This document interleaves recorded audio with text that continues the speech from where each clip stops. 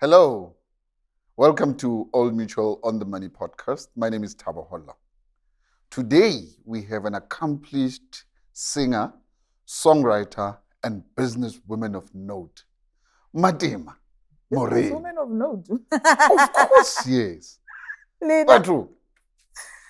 Hi, Mr. T. How are you? I'm well, thanks. Thank you for inviting me. I'm great. Thank you for inviting me. I'm great. Thank you. Fantastic. Thanks for being here. Zebediela, Dinamune. Yeah. Let's start there. Yeah. You were born go Zebediela. Yeah. How was it growing up, Dinamune? Sure, man. I grew up a very inquisitive child. You know, I was one of those, I need to know what's happening here. I'm interested to find out what's going on there. And half the time it got me in trouble, but half the time it really worked for my good. Wow. I think the sense to try things out started then. And because you know, we are very you know, a lot of the things that. you believe, right? A lot of the things we were just taught on the way. You know, you'll catch up as you go. I had quite a beautiful upbringing. My biological father passed when I was very young, but God blessed us with another father. Just years later, I'm the third of four siblings, all academics, all of them. My brother's a farmer.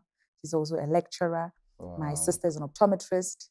And then there's me. And then my baby sister is a primary school teacher. So all of them academics, yeah. Fantastic. I know, yeah. You must have a very nice family gatherings, reunions, in Zebediela somewhere, yeah? All the time. We're such a loud, loving family. Nice. Yeah. But you get together, yeah. The family that gets together. But that's how I grew up. That's how you grew up. Yeah. And Bella, in assemblies, right? Singing there. That's the start of it all. Yes. How did it feel though? Did you actually have in mind at that point that one day it will go beyond this assembly? Oh my gosh, which is so weird because I had my first girl group when I was 10 years old. There's like a picture online of me, get the traditional attire. I have backup singers with mics and keyboards. So it's always been in their head. I don't know if I don't think I saw it this far where I am today, but definitely something to do with bringing women together on one stage, uplifting women, giving women a chance, a platform. That has always been part of it because I always had my own groups. Like I had debating teams. I was leading singing teams. Like I was always just, you know, in Negili, like Beyonce. What was it be? Yeah, And you still go back home, I assume, and then how do they treat you now? Do they still see you as Beyonce? Was it B? Oh, never. No, never. Oh, hi. It's just Mmatema. You're just Mmatema. And they send you to the stores and say, hey.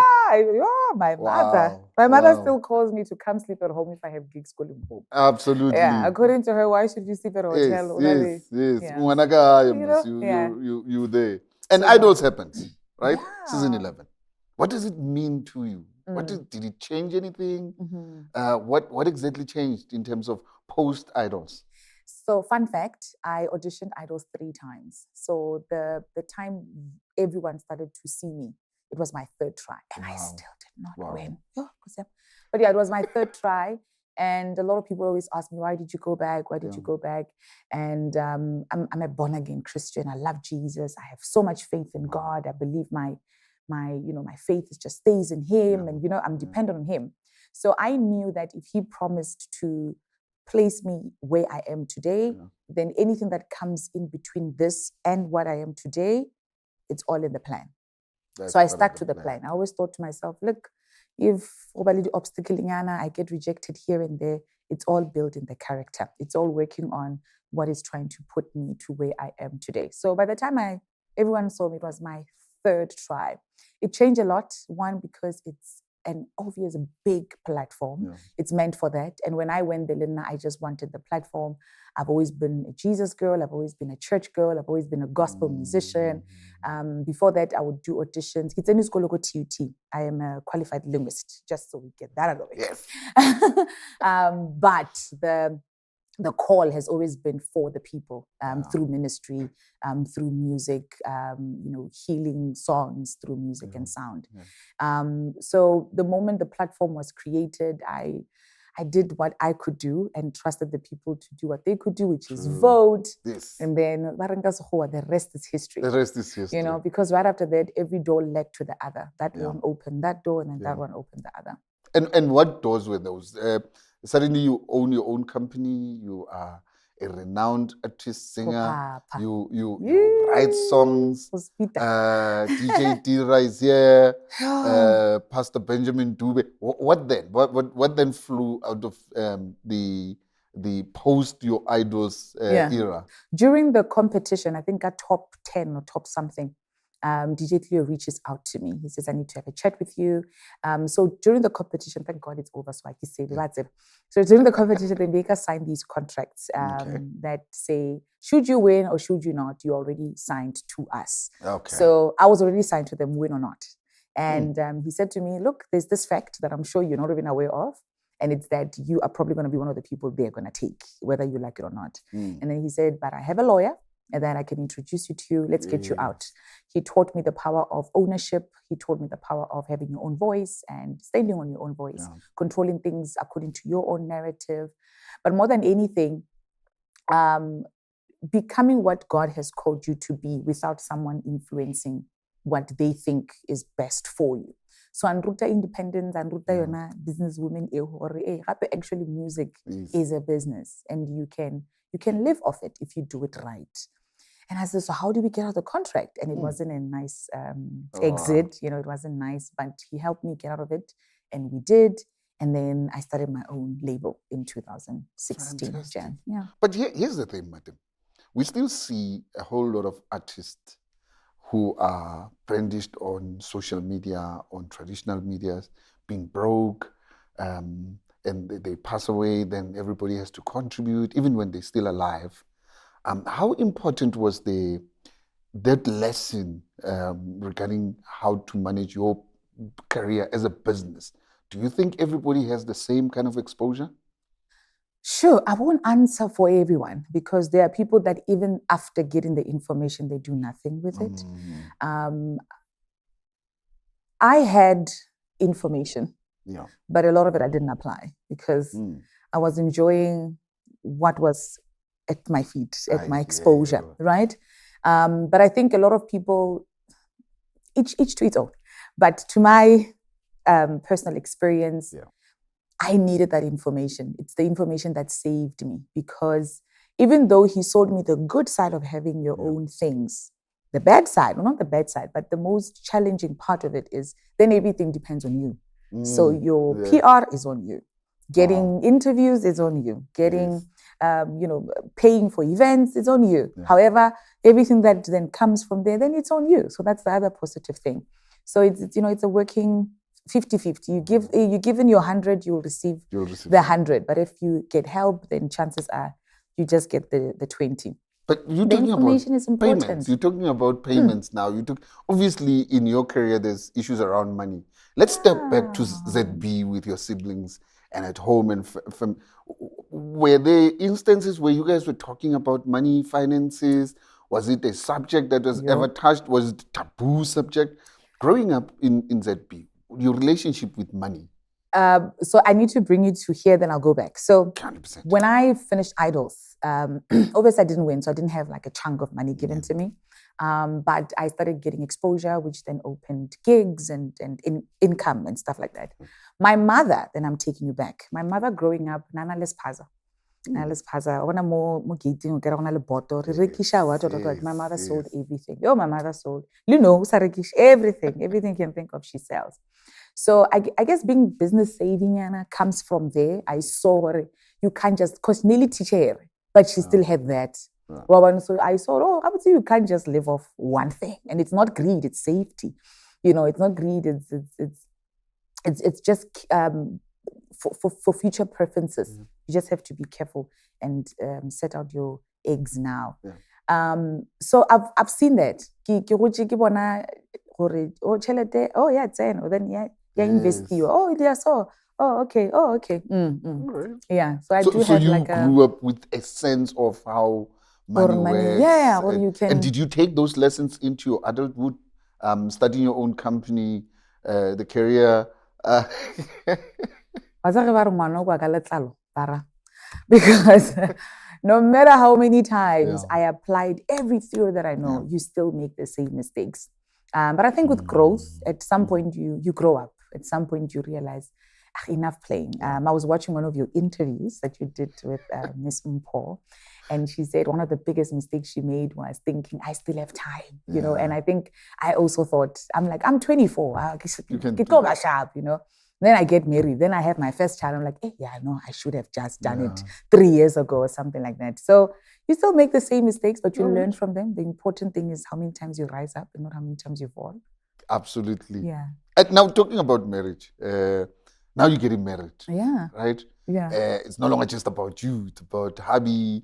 You're building a family. Yeah. How important is transparency in terms of how money is managed within the context of a marriage? It is. So we go through what they call premarital counseling. Yes. And they always tell us, if you can't say it here, don't go. Because if it comes out, it is so complicated, you know. So it's very important to have transparency and honesty with us, because I read different family dynamics.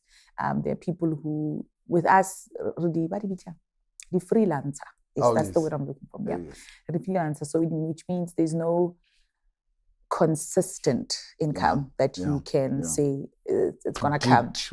Every month I will get X amount. Yes, so you are always just on the go, trying to get as much as you can, so that you can, you know, be prepared for rainy days. You know, because they do come in our industry. They do come. So obviously our dynamics then are different from what my mother and father have, because my father was a cop, my mother was a retired teacher at the time. So their dynamics were different from what my husband and I have. So the transparency was very important. We have necessities, we have essentials, we have plans, we have budgets, we have all of these things in place. And then should anything go wrong, we already know, then we know where to pick up. But then you talk about budgeting, right? Who does the budget? Is it him? Who spends the most? Is it you or him? It's so funny. And who does the budgeting? Who manages us? It's so funny because so he spends a lot on gadgets. Like he's a gadget man. He's but this TV man, whatever. And I'm more like, but we need a break. Can we spend on holidays? You know, so I think it's just having that plan, you know, having that plan of what is your strength, and then let's let you focus on your strength. And I think I'm good with strict, like call it off, okay, like I'm strict. Like you see that table. By the way, most setting in it. So they have like a table of snacks, but I'm on a no sugar. So even if, you know, I'm like, don't touch. So I'm more strict like that. And he's not. So that's why then I'll be like, okay, then this I'll handle. The financial decisions, then I'll handle. Then you'll handle getting the money in. But then you talk about planning, right? Do you guys sit together in terms of finances now? Not just life. But life and finances. Do you sit together and say, let's plan, let's see what goes on? And how does that conversation manifest? It is really important to plan. Oh my gosh. Like we literally plan for rainy days, like Redibon, like it's gonna come in 3 months. Like you plan for such, because our industry is our industry. You have to think on the box. I think COVID actually that season taught a lot of us creatives, you have to think out of the box. This thing of waiting for whatever company to call you is not going to work. So we do have to sit down, make those plans. Should I not? Let's say there's no gig. What's the plan? What are we? And with the courage of the Holy Spirit, you know, that wisdom, plans just come. You know, like silly plans, like, you know, something that you thought you never thought of, and then it works, and you're like, and it worked, and there's fruit from that sacrifice, whatever that would have thought. I can't think of on the spot now, but there's quite a lot that you can planning, and you do both of you plan, and now you have kids. It's no longer just you and him; it's you, him, and kids. Conversations, the money. In terms of your kids, do you involve them? Are they too young to be involved? When do you plan on starting? If you are not starting, and think back of a younger Mmatema.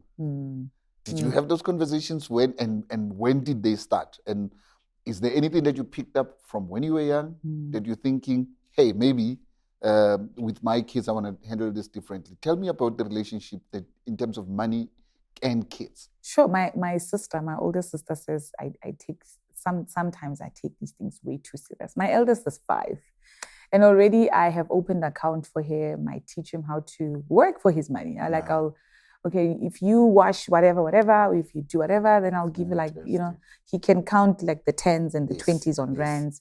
But I think what I'm trying to do essentially is just to teach him not to depend so much on us, because I grew up depending so much on my mother that that 500, it was hell, because there was nothing else I could do. Because that wisdom. Instead, my baby sister is the one my baby sister the perfume and whatnot. My older sister una le shop glass. But now it's just like I've always been like so relaxed. Something will come up. That hope, that crazy hope we have. And then when nothing doesn't come up, and then you just have that it's time to wake up. So those instances then push you to say, I can't have my children go through the same mistakes. And then my sister's like, he's just 5. You cannot remind me of a conversation that I was having with somebody not so long ago around children and money. And I said, there's 3 things that I wish parents could teach their kids. The value of things, that there's value in things, so you need to respect them.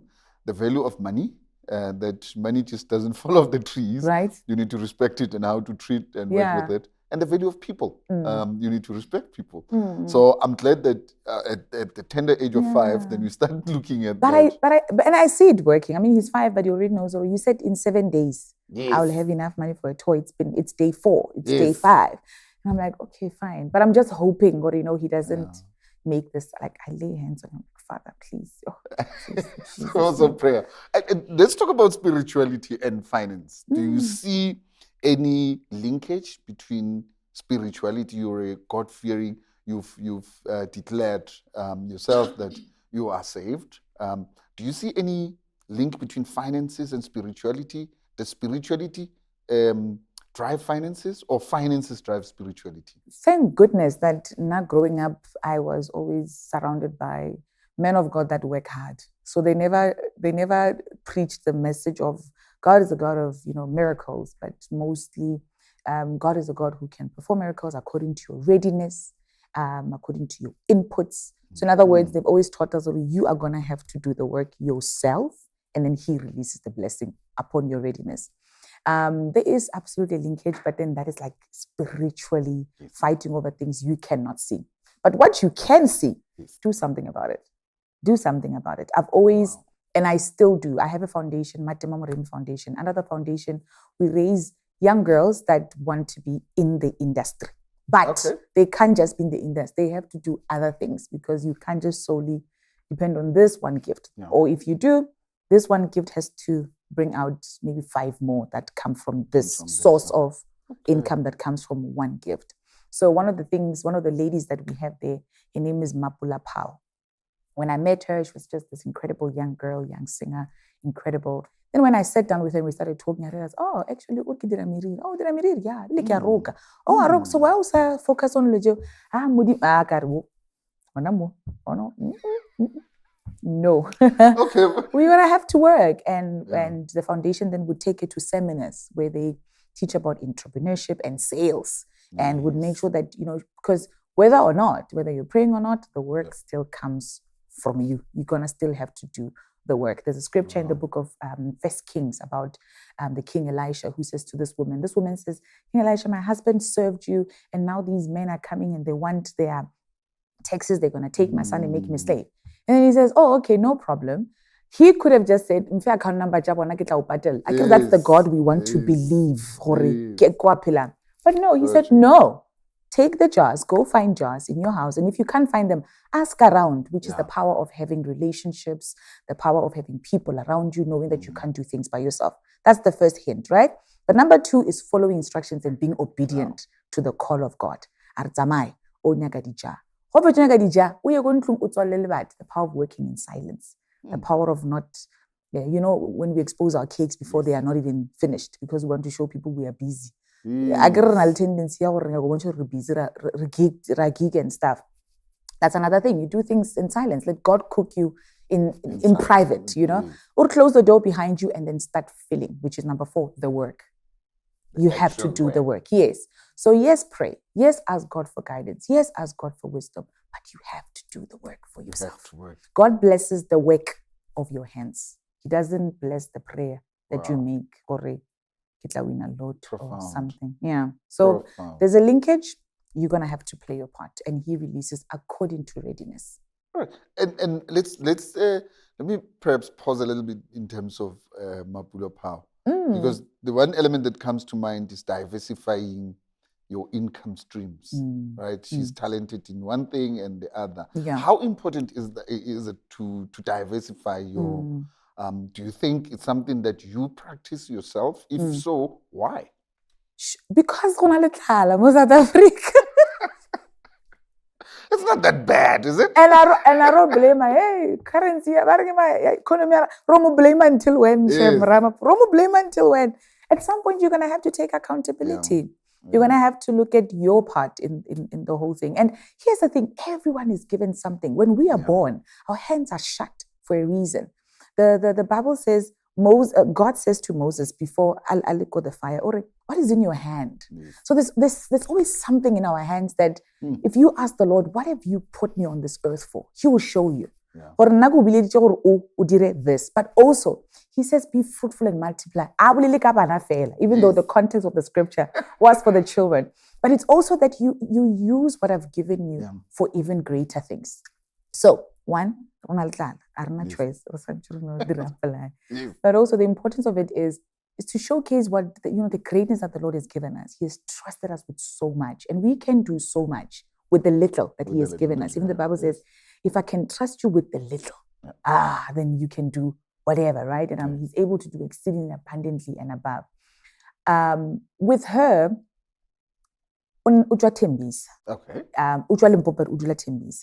and I think the first time I went to a place and I saw where she lived, and I was like, there's no way, not with everything that you have been trusted with. But there was no miracle that I could perform. But with what I have, I said, let's go get skills. Let's get the skills. Or how can you diversify? Let's get the skills. Because that's number one. Research is important. You have to know what can I do with what I have? And then one fruit will lead to the other, man. Slowly but surely, one thing. But actually, we can actually start streaming this online for people to do what? And then they can start buying it. But personally, it's the wisdom of God. I feel like God just drops things in our hearts and then as you go. And then but what if it doesn't work out? Because Dumi tried it, it didn't work out. But you haven't tried it. Let's see what happens when you try it. When you try it. Let's see what happens when you try it. But then talk to me about Mmatema, the business lady.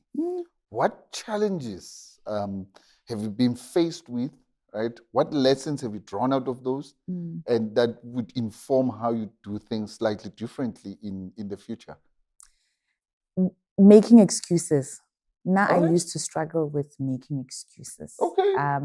So if something fails, I don't go, but now what did I do? I go, it failed because we didn't know. Yes. Sometimes there's some level of accountability, man, that you have to step up to. Yeah. So I used to make a lot of excuses.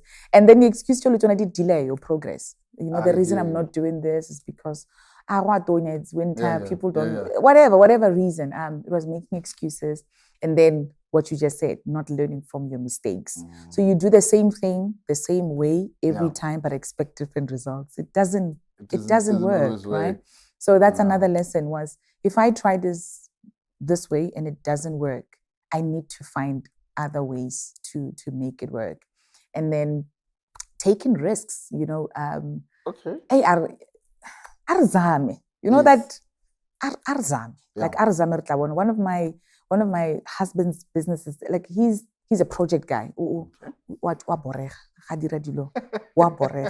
And because that's who he is, then one project and then Rafid. Yes. But is something, then it doesn't produce. Work, yes. It doesn't work. So how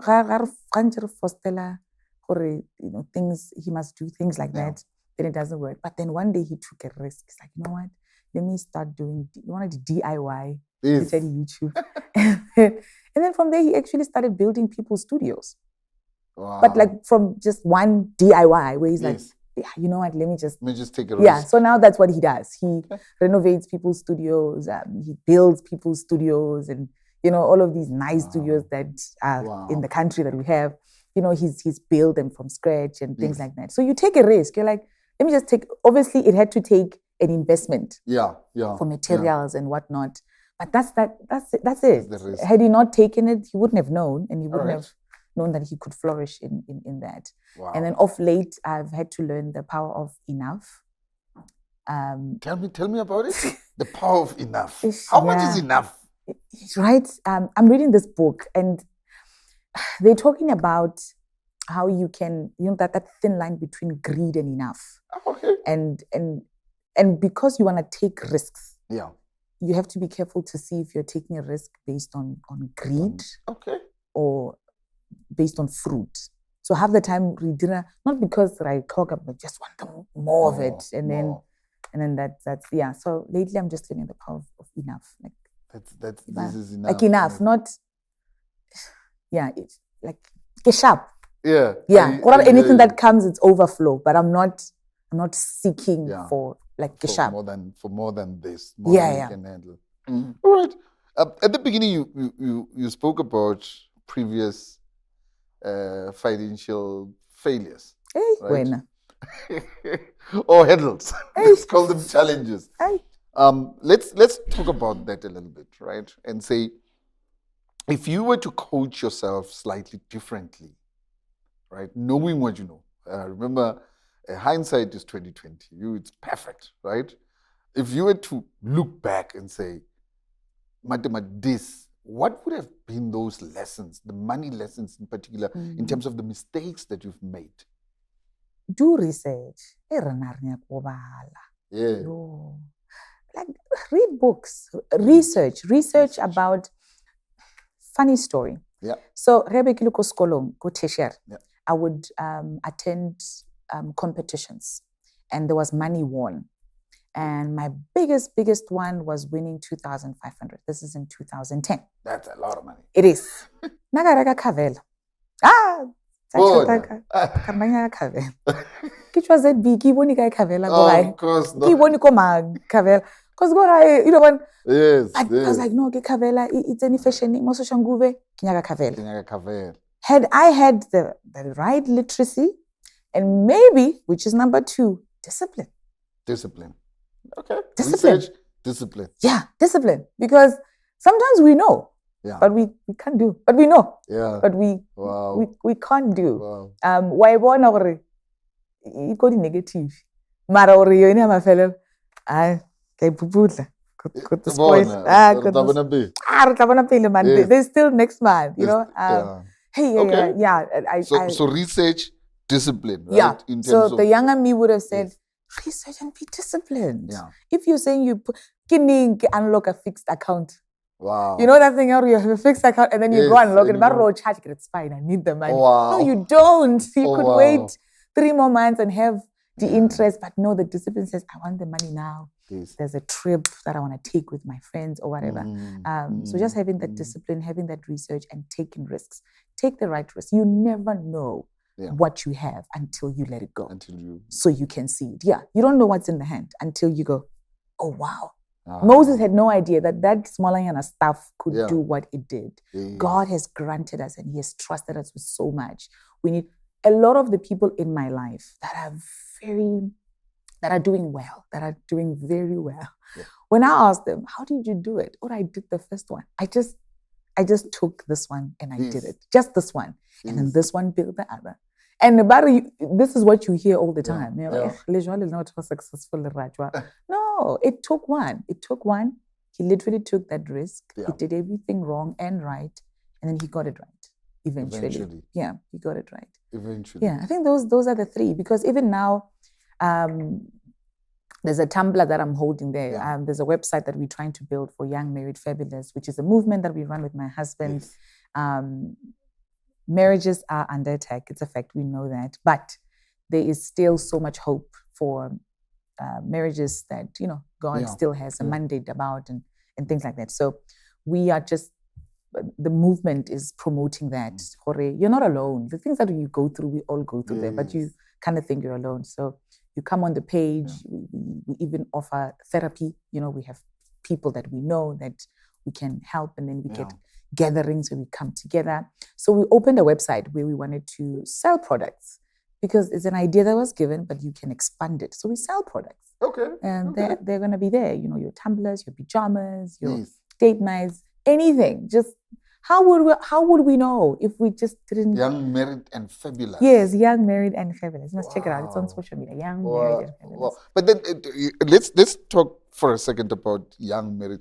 There's a case that's going on now about the marital regimes in South Africa. If you married out of community of property, things might change a little bit, right? Yeah. In a context of young, married, and fabulous, right? Do you talk also about the pressures of finances in marriages, and how you deal and cope with that? Is it part of, or is it just, let's just have fun? Never. That's actually the third most core thing that we talk about all the time, because one of the silent killers of marriage is finances. And because we call experts for it. There's a amazing, incredible man, Dr. Alex, that we called. He's a neuroscientist. Okay. Yeah. So he teaches more about the power of, which is why I talk a lot about accountability, because a lot of times we don't want to say, I did. We want to say, what did you do for me to react that way? So he teaches a lot about the power of the mind, and how people just don't want to push their minds to the level, just push it. And you can build anything you want to with your own brain. So we get experts that come in and say, from knowledge, from research, he's also a pastor. What does God say? And we take that and we try and apply it in our households. We can't just make it about fun. Marriage is not fun. It's work. It's work. Yeah. Even and I thought marriage is no, it's work. So there's a work part of it. It's work that produces fun. Oh, the work that produces, I love that. Yeah, work that but it's work. Produces fun, but it's work nonetheless. Yeah, but it produces fun, but it's work. I love that. I love that bit. Earlier when you spoke about risk and taking risk, right? One of the inherent risks in life is we might pass away some other day. Risky. Right? Yeah. What about talking to your hubby about things like estate planning, wills, and that? Do you guys ever get into that? Is it important for you to discuss that in your young, married, and fabulous? Is it something that is worth discussing? Mr. T, we've been married for eight years now. Next year will be our 8th year. Wow. Like I said, that premarital. It's not jokes. They prune you. So that should you go in, you know what you've just gotten yourself in. But before, I do.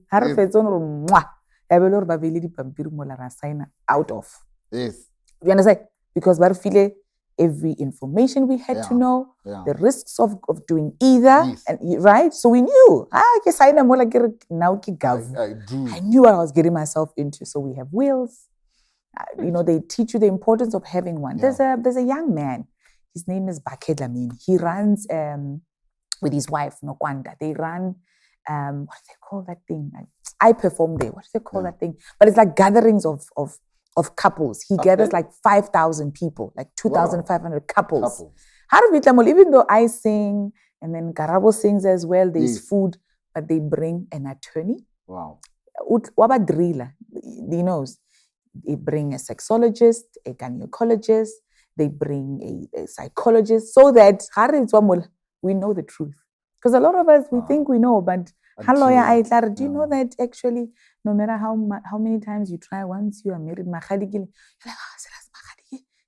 like, yes, you're in commitment. Really? No, I just thought until we go down there. No, you're, we make sure we peel off everything so that you know, because it's work. Wow. It's work. Talk to me about debt. Skoloto. in the context of family. How important is that? Do you have that? Does he have that? Do you as a unit have that? And do you manage it well? If you do, what tips can you give us? One of the reasons we had to go out of communities because I had dead from school. Yes. Welcome to our world. Why, Vele? I don't the credit card. Store cards, oh my gosh. Credit cards. What's the max? Yes. You know, you just pay. Yes. Oh my gosh. Oh, but yeah, okay. Talk to me those about are the packs that. you have to pay for the decisions you make, right? Yeah. So be careful of the decisions you make. Because will affect 10 years from now. I was told there's power in having debt. Okay. Or hey, you know, credit score this, credit score that. So after Idols, thank God, my sister's husband is he's an accountant. Okay. So he was my accountant for like 3 years. So I didn't even know, you know, as what do we call ourselves? Freelancer. Yes. You can actually be a business and then pay yourself a salary. Nanegi bubutla. Karata business. Soccer McDonald's karata. Yes. Taco karata. Hair. Yes. I feel like that guy, the blue guy. The blue guy. Are yawen. Yo. We are gonna take, let's say, the credit card. Hi, so by the time I was like 25, and then financial literacy, this is how we're gonna clean it up. But you can't bring yourself back to this after you have the knowledge. Yes. I realized there's no power in having debt. My husband doesn't do debts. He everything just stays away from it. No. He can't. Like the koloi, he can't stand it. Like I'm sure it's called that. Yes. But the rest, koloi, he believes in that. I'll put the money together. Yes. I'll go buy that car. I am not. Me on the other hand, you know, according to my advisor, you know, because of the payee and stuff like that, because I have employees under the company that, you know, work for us and they are full-time. So just managing that business, it was advisable that just make sure that stay away from unnecessary debt. Stay away from unnecessary debt. Yeah. Is there necessary debt? You say unnecessary debt. Is there necessary debt? Is there good debt? Is there good debt? I don't think there's good debt. Okay. I don't think there's, like I said, when they were selling me credit scores, they were like, just have like one accounting, Yana. But if you're going to have an account, it must be an account of something that is really what you're using and what you need, and not, I mean, do you really need, you know? But when I just like, oh, anything, okay, let's just go. Oh, a phone contract, oh, let's just go. But, you know, you could have just gotten it like cash. Yes. Okay. Ivan. So you're saying stay away. I like the fact that you I stay away from. But please, go get proper assistance. Get on the money. Get professionals to help you.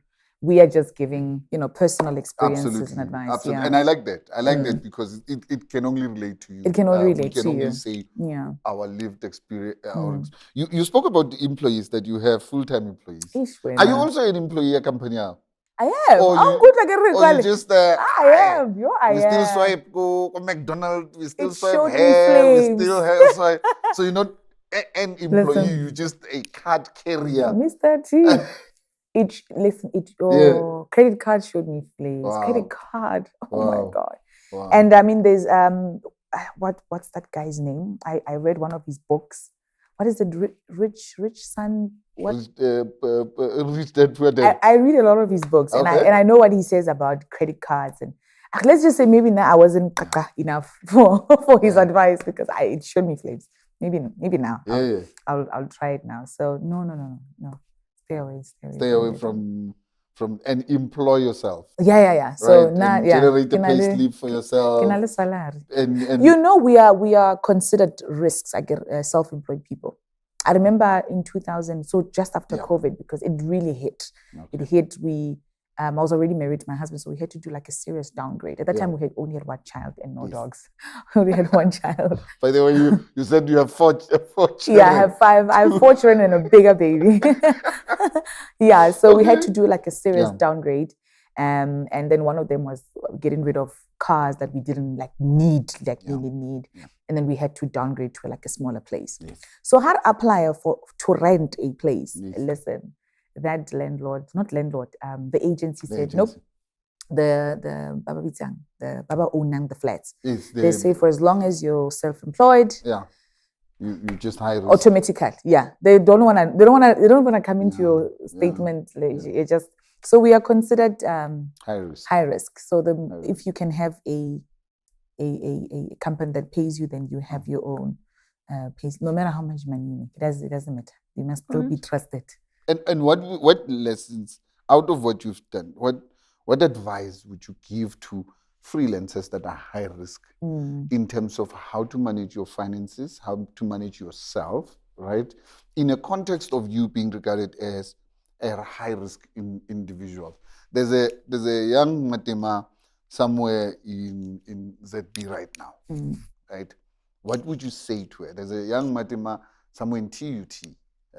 What would you say to them in terms of what you've learned, the lessons that you've learned, and those that are starting up in your industry? What wisdom would you share? I think this is like the golden one, and it's live in your means. Live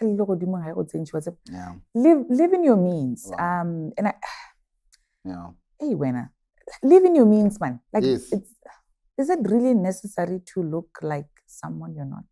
I don't know, but if you feel it is, I don't think it is. I think don't put yourself under pressure that you're not ready for.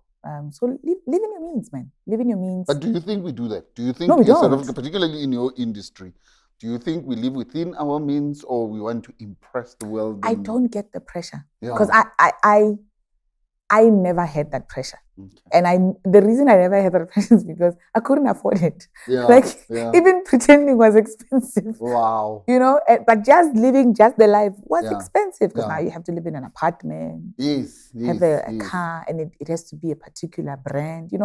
It's a lot. But thank God for family. Yes. Yeah, family that grounds you. Like, people that allow you to be yourself and not live under any particular pressure. So I know it's there, but I guess that's the importance of having, people around you and just support people that can tell you, really, man, this is really not necessary. I remember I have a YouTube channel, Mmatema Mrs. G. So I was vlogging. We were living in an apartment. I was vlogging, and one lady said to me, "So you vlog like living in a small space?" And I said, "Yes, because when I do live in a big house, you're gonna have to see where I come from." And now I do. And now she's like, "You see." But now imagine I can't vlog because currently I don't have what to you is acceptable. Wow. To you, I'm okay. I'm okay in a second floor. I'm okay here with my family because there's something we are building. We are building towards that, So thank God. Wow. Pray about it. Thank God I've been saved from that pressure. It's a silent killer. It's unnecessary. Amen. Live within your means. Mrs. Gavu. Yes. Thank you. Thank you. It's been awesome. I've learned quite a bit. Yeah. Pressure podcast. Think about the wisdom that you've just dropped. Live within your means. Somebody comments, "Oh yeah. That's what the chairman podcast." Think about it. Think about it, Tori. The amount of wisdom that you've just, particularly for the young ladies, young men that are growing up that would aspire to be a Mmatema at some point, right? The wisdom that you dropped about living within your means. Do not fall for pressure, right? Always avoid unnecessary debt, right? Plan with your partner, right? Always work within your budget. Have and a manage budget. yourself. Have a budget And right? stick to it. So you see, it helps to have people that that we can relate to, right? Who talk about personal finances. Yeah. No, we're just sharing experience. Like, if it hit me, I'm not gonna allow it to hit you. I'm being selfish. Yeah. If it killed me, it can let it not go. If anything, man, just do your research. Learn. If you're getting into a particular field, know about that field. I think gone are the days more find yourself in things and then we can research, do better. Discipline. What? Research, stick to it, and discipline. Yeah. And that's her recipe to success. Thank you very much for joining us. It's been good.